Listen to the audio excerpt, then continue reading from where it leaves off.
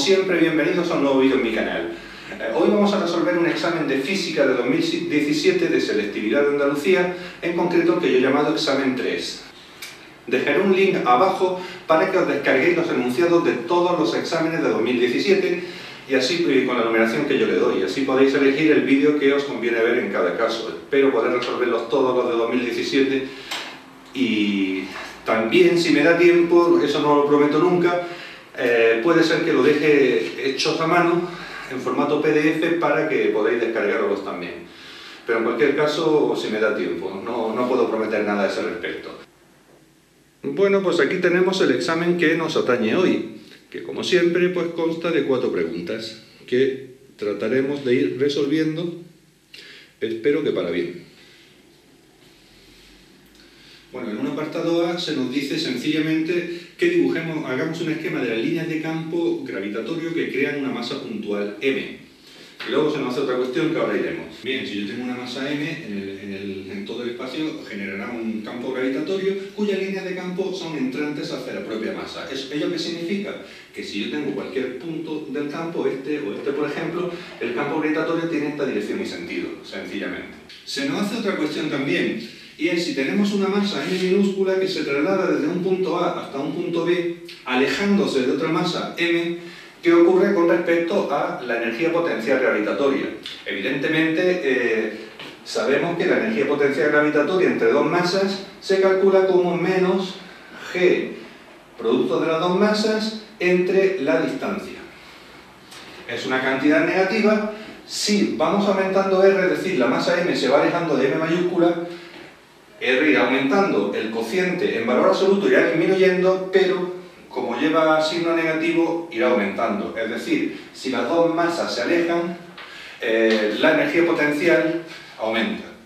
En cierto modo tiene sentido. Fijaros que la masa de la Tierra y la masa de mi rotulador, si se va alejando, aumenta la energía potencial. De tal forma que si lo suelto, disminuye, cuando se acercan, disminuye la energía potencial y se transforma, como sabéis, en energía cinética. Bueno. La cuestión esta era bastante sencilla y con esto terminamos el apartado A. En un apartado B se nos plantea que si tenemos dos esferas de masa 100 kilogramos situadas en los puntos 0,3 y menos 3,0, hay que determinar el campo gravitatorio que crean estas dos masas en el punto 4,0, que yo le he llamado punto P. Bueno, lo primero que vamos a calcular es el módulo del campo gravitatorio que crean la masa 1 y la masa 2 en el punto P. Para ello lo vamos a hacer utilizando estas expresiones. El módulo del campo gravitatorio que crea la masa 1 será la constante de la gravitación universal por la masa 1 dividido entre la distancia R1 al cuadrado. R1 es la distancia que hay de la masa 1 hasta el punto P. Exactamente igual con la masa 2. Para calcular estas distancias, R1 nos fijamos en el triángulo rectángulo este. Este sería 3, el cateto, 3 metros. Este otro cateto mediría 4 metros. Y la hipotenusa, la longitud de la hipotenusa va a ser la distancia R1. Es decir, R1 será igual a la raíz cuadrada, aplicando el teorema de Pitágoras, de 3 al cuadrado 9 más 4 al cuadrado 16. Es decir, raíz de 25 o lo que es lo mismo, 5 metros. Ya tenemos que la distancia R1 son 5 metros y la R2 es fácil porque son 3 metros hasta el origen de coordenadas y otros 4 más, como están en línea recta, pues 7 metros. Haciendo cuentas, el campo E1, su módulo lo vamos a calcular como 6,67 por 10 elevado a menos 11 newton metro cuadrado partido kilogramo cuadrado por 100 kilogramos, que es la masa 1, dividido entre la distancia R1, que son 5 metros al cuadrado, es decir, 25 metros cuadrados. Se nos van metros cuadrados, 1 kilogramo con el cuadrado, me sale 2,67 por 10 elevado a menos 10 newton partido kilogramo. Bueno, exactamente las mismas cuentas para el campo de Sutton, que las he dejado aquí indicadas, y con la calculadora a mí me sale 1,36 por 10 elevado a menos 10 newton partido kilogramo.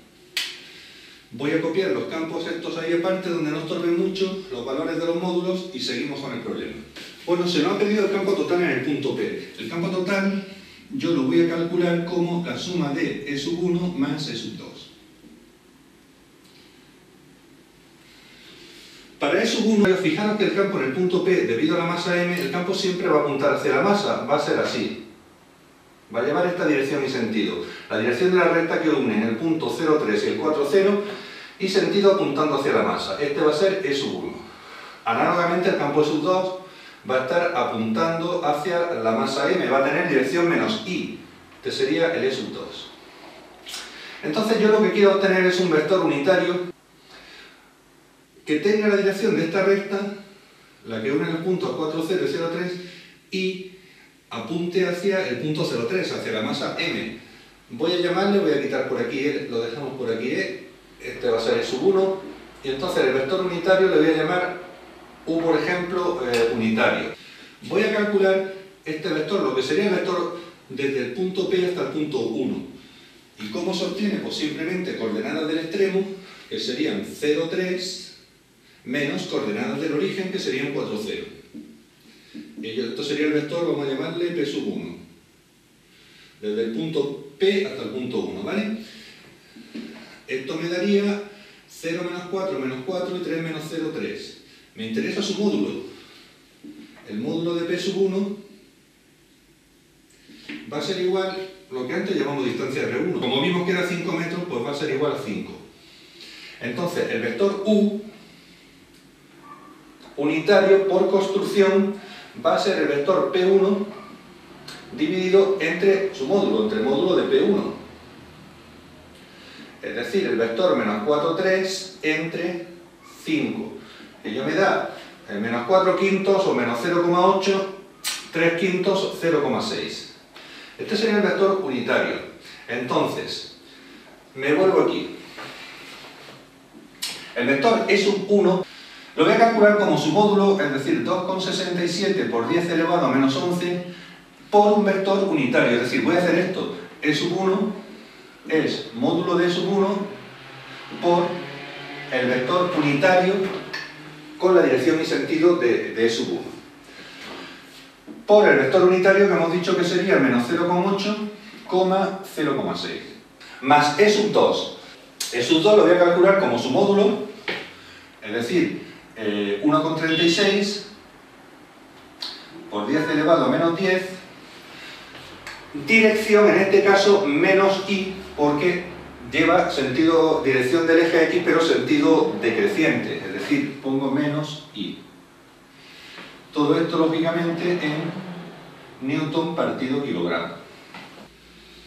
Bueno, haciendo estos productos, este con este y este con este, me saldría esto que sería el vector E1. Bueno, aquí tenemos los dos vectores, E1 y E2. Después de hacer las cuentas, simplemente he multiplicado esto por los dos y, bueno, esto lo he puesto en forma vectorial. Entonces, si sumamos las componentes X y las componentes Y, me quedaría, esta claramente, como es sumar 0, quedaría igual, 1,60 por 10 elevado a menos 10. Y sumamos por enterado estas dos, que va a ser menos 2,14 más 1,36 son 3,50 negativo. Pues sería menos 3,50 por 10 elevado a menos 10.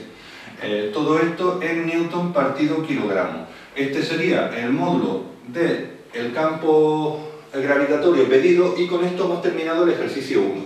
Bueno, vamos a intentar resolver el ejercicio 2A. En él se nos dice que si tenemos un hilo muy largo recto colocado sobre el eje Y, por el cual circula una intensidad de corriente tal y como está hacia arriba, y cerca tenemos una espiga circular que se desplaza con una velocidad v en sentido contrario a la intensidad, es decir, iría hacia abajo. Entonces se nos pide indicar el sentido de la corriente inducida en la espiral, tanto en este caso como en un caso B, donde tenemos el hilo con la misma intensidad, pero la espiral se desplaza de izquierda a derecha, en sentido de crecimiento del eje X. Lo primero que tenemos que tener en cuenta es que si tenemos un hilo conductor como este, las líneas de campo, he intentado dibujarlo en 3 dimensiones, no sé, esto sería un corte transversal y las líneas de campo serían, si damos un corte transversal, serían circunferencias. De tal forma que, como la intensidad de corriente va hacia arriba, si yo pongo el dedo gordo de la mano derecha hacia arriba, estos dedos me indican el sentido del campo magnético inducido por esta intensidad de corriente. Es decir, sería así. Eso significa que para nuestra espira el campo magnético sería saliente. Eso se indica así. Es decir, el campo magnético sería saliente hacia allí. ¿De acuerdo? Tanto en este caso como en este. El campo magnético llevaría dirección hacia allá. ¿De acuerdo? Si este es el eje X, si este es el eje X, el eje Y sería este. El eje Z vendría hacia nosotros. Es decir, el campo magnético va a llevar dirección menos K, dirección de crecimiento del eje Z. Entonces, pensad en una cosa, si la espira se desplaza con una velocidad paralela al eje Y, en realidad el flujo del campo magnético no va a cambiar, es decir, las mismas líneas de campo van a atravesar la espira en cualquier momento. Y si el flujo del campo magnético no cambia, eso significa que no hay ninguna intensidad de corriente inducida en la espira, por lo cual aquí la intensidad inducida es cero, no hay intensidad de corriente que circule por esa espira. Diferente es el caso este.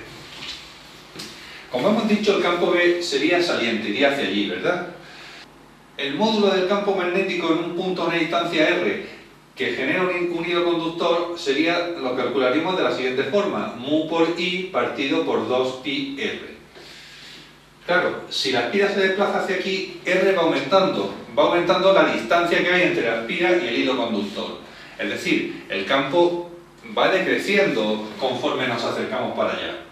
La intensidad del campo magnético va decreciendo conforme la espira se desplaza hacia la derecha. Es decir, el flujo del campo magnético es decreciente.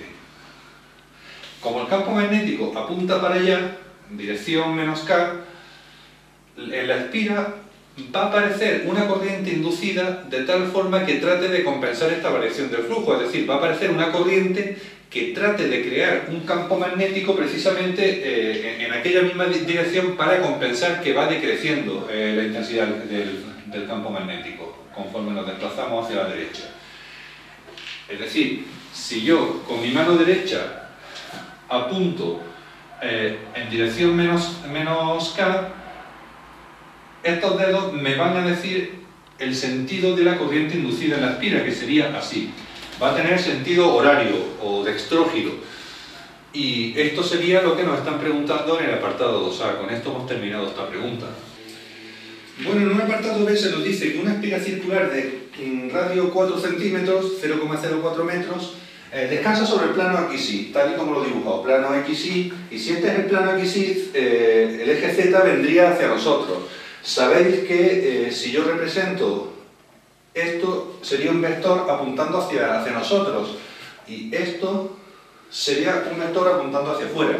Es como si viéramos una flecha, si la vemos venir, vemos la punta, es decir, esto sería, si el vector fuera el rotulador sería esto, y si la vemos alejarse de nosotros, veríamos las aspas de la flecha, es decir, sería así, con esta hacia afuera, ¿de acuerdo? Es decir, el eje Z vendría hacia nosotros y el campo B, que hay un campo magnético definido en esa región, lleva dirección K, es decir, llevaría también la misma dirección del eje Z. Esta sería la situación. Se nos pide representar la fuerza electromotriz inducida en la espira entre t igual a 0 y t igual a 4 segundos. Es decir, lo que vamos a hacer en primer lugar será calcular el flujo del campo magnético, que será B por S por coseno del ángulo que forman el vector superficie y el campo magnético, pero en este caso este ángulo va a ser 0, por lo cual coseno de 0 va a valer 1 y se me va. Campo B lo tenemos aquí, sería 0,02 t cubo. Superficie S, pues pi por el radio, que es 0,04 metros al cuadrado. A mí, haciendo cuentas, me sale 10 elevado a menos 4, lógicamente t cubo, y unidades, pues Weber, porque estamos hablando de un flujo del campo magnético. Voy a calcular el valor absoluto de la fuerza electromotriz, que sería el valor absoluto de la derivada del flujo con respecto del tiempo.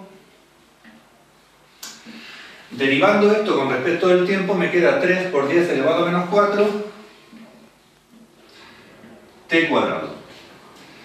Y eso me daría, en voltios, lógicamente, la fuerza electromotriz en función del tiempo.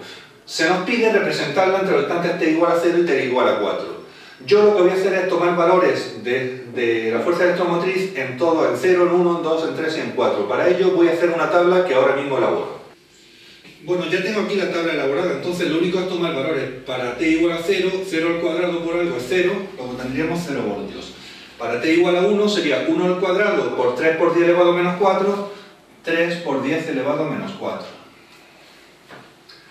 Para 2 al cuadrado sería 2 al cuadrado 4 por 3 por 10 elevado a menos 4, va a ser 1,2 por 10 elevado a menos 3. Completo la tabla y ahora seguimos. Bueno, he completado la tabla. He puesto aquí la fuerza electromotriz por 10 elevado a menos 3 voltios. Es decir, esto sería 0,3 por 10 elevado a menos 3, 1,2 por 10 elevado a menos 3, etc. Y estos son los valores en voltios de la fuerza electromotriz para todos los instantes entre 0 y 4 segundos. Vamos a representarlo. Bueno, ya he representado los 4 puntos sobre esta gráfica, uniéndolos. Los he unido y ya tendríamos la gráfica de la fuerza electromotriz pedida, que lógicamente sería una parábola porque tenemos un monomio de segundo grado en t. Con esto hemos terminado el ejercicio 2. Vamos ya con el ejercicio 3. En un apartado A se nos dice que expliquemos la doble periodicidad de las ondas armónicas indicando las magnitudes que la describen. Bien, la ecuación de una onda armónica, como sabéis, sería I de xt sería igual a A por el seno de omega t. Por ejemplo, imaginemos que se desplaza en sentido creciente del eje OX menos kx. Tomaré la fase como 0. En donde omega o frecuencia angular es 2pi partido por el periodo y k, número de ondas, sería 2pi partido por la longitud de onda, lambda. La doble periodicidad se refiere, por un lado, a la periodicidad temporal y por otro lado, la periodicidad espacial. La periodicidad temporal, pensar que una onda armónica, en realidad lo que ocurre es que cada punto está oscilando entre un valor máximo que sería la amplitud y un valor mínimo que sería menos la amplitud. Entonces, un punto de la onda está oscilando entre esos dos valores. Este punto no se desplaza, lo que se desplaza es la perturbación. Pensad, por ejemplo, si estáis en una barca en el mar, si no hay corriente, la barca subiría y bajaría, no se desplazaría. Lo que se desplazaría sería la perturbación, es decir, la ola. Entonces, este punto en un determinado instante está aquí, y si se produce un ciclo completo, subiría, bajaría y volvería a subir. Estaría en el mismo punto. El tiempo que transcurre hasta que vuelve a estar en un punto con la misma fase se llama periodo, y a ello se refiere la periodicidad temporal.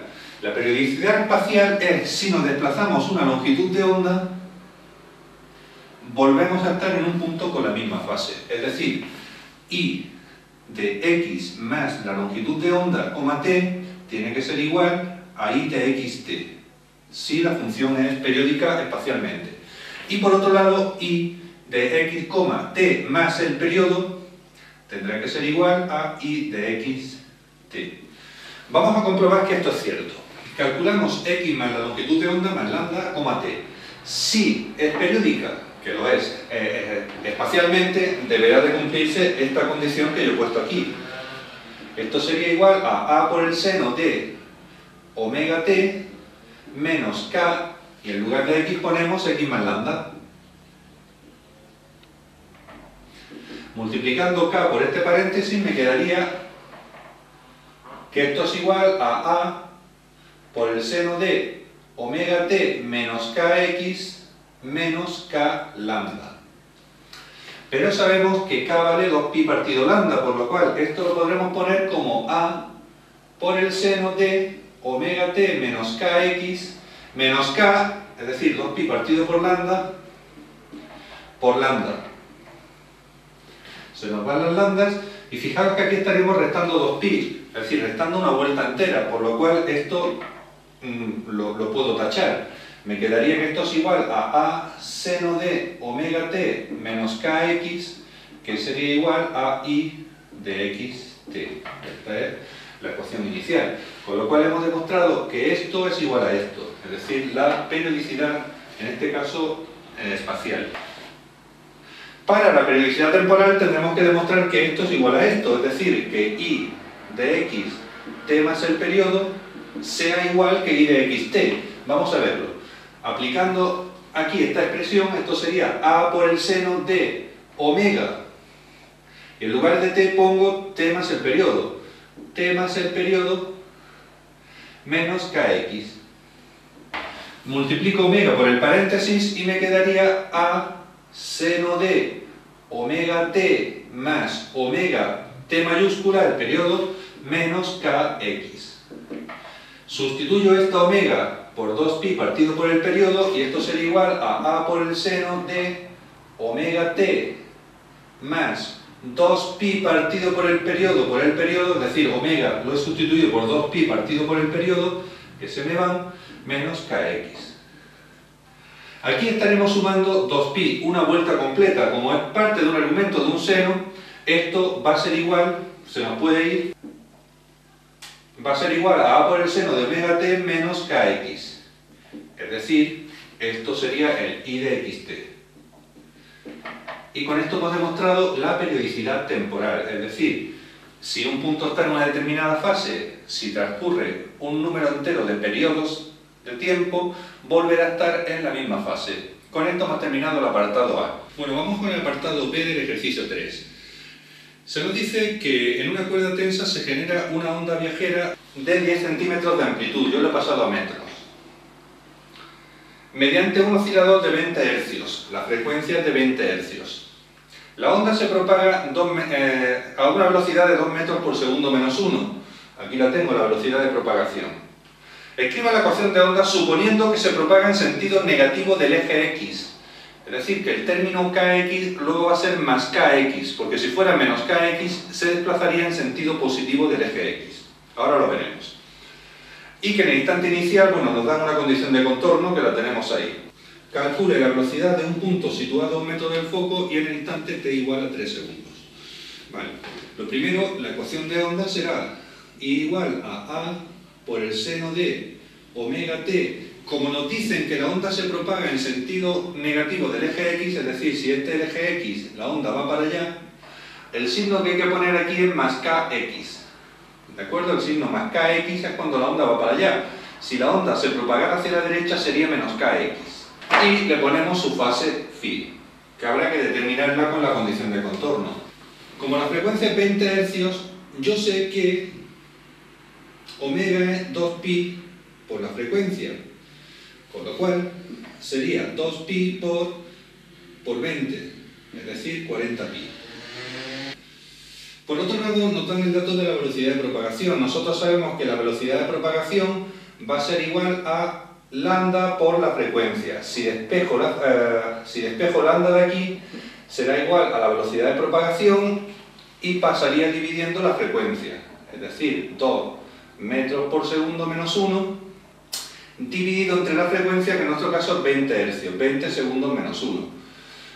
Nos queda, no hay pi ninguno, vale, nos queda 0,1 metro, que sería la longitud de onda, pero a mí no me sirve la longitud de onda, necesito k, y k sabemos que es 2pi partido por lambda, es decir, 2pi entre 0,1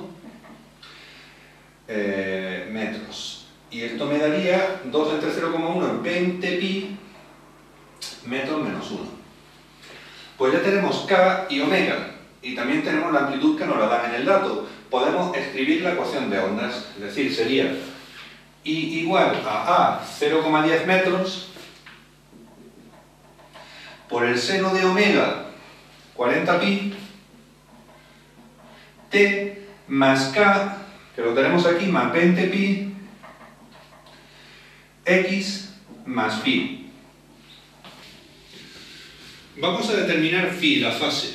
Para ello utilizamos esta condición que nos dan. En el instante t igual a 0, en la posición 0, la perturbación es 0 también. Es decir, que i de 0, 0 sea 0 significa que 0,10 seno de, sustituyo t por 0, o sea 0, sustituyo x por 0, más phi, eso es igual a 0. Tendré que seno de phi es igual a 0. El seno vale 0 si phi es 0 o un número entero de veces pi. Yo voy a tomar lo fácil, que es decir, que phi es igual a 0, con lo cual me desaparecería de aquí. Y la ecuación de ondas, me desaparecería este término de aquí. Y la ecuación de ondas se quedaría, recuerdo, quitando phi, porque vale 0, me quedaría así la ecuación de ondas. Con lo cual, como me han pedido la velocidad en este instante, para calcular la velocidad, lo que tengo que hacer es derivar la i, derivada de i, con respecto de t. Habría que ponerlo, como depende de dos variables, habría que ponerlo así, con respecto de t. Esto significa una derivada, que estamos derivando con respecto a la variable t. Entonces, si yo esta función la derivo con respecto a la variable t, me quedaría 0,10, que es una constante multiplicando. Derivada del seno sería derivada del argumento, es decir, de 40πt sería 40π por el coseno de lo mismo que teníamos. Coseno de 40πt más 20πx. Esto me saldría que la velocidad sería igual a 0,1 por 4, pues sería 4π coseno de 40πt más 20πx. Sustituyendo, porque me están pidiendo la velocidad para x igual a 1 y t igual a 3, sustituyendo t por 3 y x por 1 me quedaría 4π coseno de 40π por 3 más 20π por 1. Son 122, 140π. En cualquier caso, esto sería 4π coseno de, ¿cuánto he dicho? 140π. 140π es un número par de veces pi, es decir, esto serían 70 vueltas. Es decir, esto sería igual que 4π coseno de 0. Coseno de 0 vale 1, por lo cual esta velocidad sería igual a 4π metros por segundo menos 1. Multiplicamos 4 por pi con la calculadora y ello me da 12,57, redondeando, pues 12,57 metros por segundo menos 1 sería la velocidad pedida. Con ello hemos terminado el ejercicio 3. Bueno, vamos a intentar resolver el ejercicio 4. En el apartado A es una pregunta de teoría. Se nos dice que explique en qué consiste las reacciones de fusión y de fisión nuclear y comentar el origen de las energías que se producen. Bueno, la fisión sería un proceso en el cual un núcleo muy pesado, como podría ser por ejemplo el uranio 235, se escinde en dos o más núcleos más ligeros, desprendiéndose además varios neutrones y una cantidad de energía. Un ejemplo de reacción de fisión es la que se produce pues, en cualquier central nuclear o buque estratégico, como pueden ser los portaaviones o submarinos nucleares. Entonces, en él un neutrón colisiona con un núcleo de uranio 235. Esa colisión produce que el núcleo se fracture, en este caso en un núcleo de bario 144 y uno de criptón, creo que era 89, más 3 neutrones. Y además se desprende una gran cantidad de energía. Es decir, tenemos un núcleo muy pesado que se fractura en dos o más núcleos. Entonces, bueno, estos neutrones pueden colisionar a su vez con otros núcleos de uranio, manteniendo la reacción. Si se consigue que solamente uno de estos tres impacte contra un núcleo de uranio, será una reacción controlada, si no, pues podemos tener una reacción en cadena. ¿Qué más decir? Bueno, la energía, ¿de dónde sale? Resulta que la masa de estos es ligeramente superior a la masa de estos. Entonces, esa diferencia de masa, en virtud de la ecuación de Einstein, se transforma en energía. La energía será igual a ese defecto de masa por el cuadrado de la velocidad de la luz. Claro, esto es un número muy grande, por lo cual la cantidad de energía que se desprende al multiplicar por un número tan grande, pensar que la velocidad de la luz es 3 por 10 elevado a 8, al cuadrado es 9 por 10 elevado a 16, es un número enorme. Por eso, con una pequeña diferencia de masa, lo que podemos obtener es una gran cantidad de energía. Las reacciones de fusión se producen cuando dos núcleos muy ligeros se juntan para formar un núcleo mayor. Esto es lo que ocurre, por ejemplo, en las estrellas, como el Sol, donde tenemos hidrógeno, en concreto deuterio más tritio, puede dar lugar a un núcleo de helio más un neutrón. Aquí lo que ocurre es que la masa de estos es ligeramente superior a la masa de estos. De nuevo, el efecto de masa se transforma en energía. En una cantidad de energía realmente espectacular, muy grande. Decir que, bueno, el objetivo energético mundial, digamos, sería intentar conseguir la fusión en frío, porque si os fijáis, aquí solamente se produce helio y neutrones, es decir, no hay isótopos radiactivos ni nada, y además con una pequeña cantidad de hidrógeno se consigue una cantidad de energía descomunal, mayor incluso que la que se producía en la fisión. Entonces, el único problema de la fusión es que para que se produzca se necesitan temperaturas muy grandes, del orden de millones de grados centígrados. ¿Dónde se produce eso de forma natural? Pues en el núcleo de las estrellas. En las estrellas sí se puede dar de forma natural este tipo de reacción, pero lo difícil es tenerla confinada, tenerla controlada. Entonces, por eso, de momento, lo que se llama la fusión en frío, pues no se puede conseguir. Y bueno, con esto yo creo que más o menos hemos hablado un poco de fisión y fusión y hemos respondido a lo que sería el apartado A. Bien, vamos a intentar resolver el ejercicio 4. En él se nos dice que en una bomba de hidrógeno se produce una reacción nuclear en la que se forma helio 4 a partir de deuterio y tritio. Escriba la reacción nuclear y calcule la energía liberada en la formación de un núcleo de helio, para lo cual se nos da esto. Bueno, se nos dice que a partir de deuterio, que sería un núcleo de hidrógeno formado por un protón y un neutrón más tritio, que sería un núcleo de hidrógeno formado por un protón y dos neutrones, se forma helio. Evidentemente se liberará un neutrón y energía, ¿de acuerdo? Entonces la reacción sería esta. Lo que ocurre aquí es que la masa del deuterio y del tritio va a ser mayor que la masa del helio y el neutrón. Y esa diferencia de masa, o de efecto de masa, se va a transformar en energía según la ecuación de Albert-Einstein, E igual a mc cuadrado. Entonces, vamos a calcular primero el efecto de masa, que sería la masa de esto, es decir, la masa del deuterio, más la masa del tritio, menos la masa del helio y menos la masa del neutrón.